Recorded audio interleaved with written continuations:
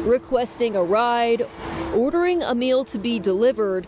These are two tasks that have changed thanks to the gig economy, the creation of apps, and the companies behind them. Some in the industry want to change how this system operates. Everybody is using on apps to do business, to get jobs. Min-sun Ji is with the Drivers Cooperative, a worker-owned platform cooperative for rideshare workers founded in 2021. Our cooperative aims to provide a much better conditions and also allowing workers to participate in different process of running the business. It's the same idea behind Nosh Delivery, a restaurant delivery service owned by local independent restaurants. And the idea of having some control of our destiny, of what's become a major part of our business, was a real meaningful idea. The idea of cooperative apps and worker-owned apps, is that gaining a lot of traction? The trend of economy is shifting to platform economy. Everybody's a gig worker. The Bureau of Labor Statistics says there are 57 million gig workers in the U.S. economy, about 36% of all U.S. workers. We are actually imagining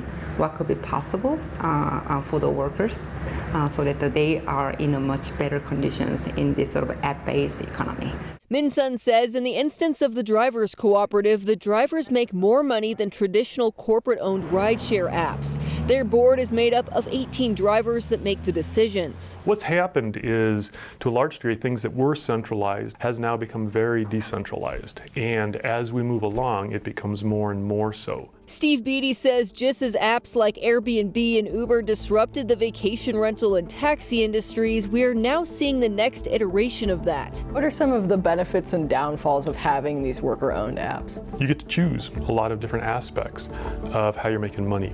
I think a concern is going to be, well, when things go badly, when things go poorly, you don't have anybody to turn to. For example, he says, what happens when you have a bad experience with a driver or get in a crash? Worker ownership and employee ownership are very, very powerful ways to change the game.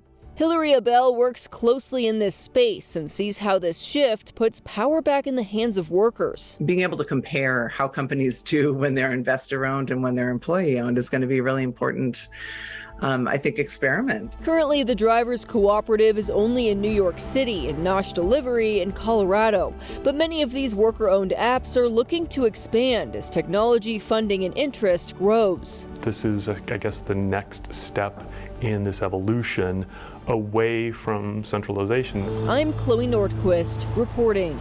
Thank you for joining us this week for our look at the state of the economy. Join us next week for an episode that we're calling Our Digital Lives. Have you ever seen how simple it is to find someone's address with just a simple search engine search? We're taking a look at what you can do to protect your contact info. Until then, from Cheyenne, Wyoming, I'm Chris Stewart, and this is The Race.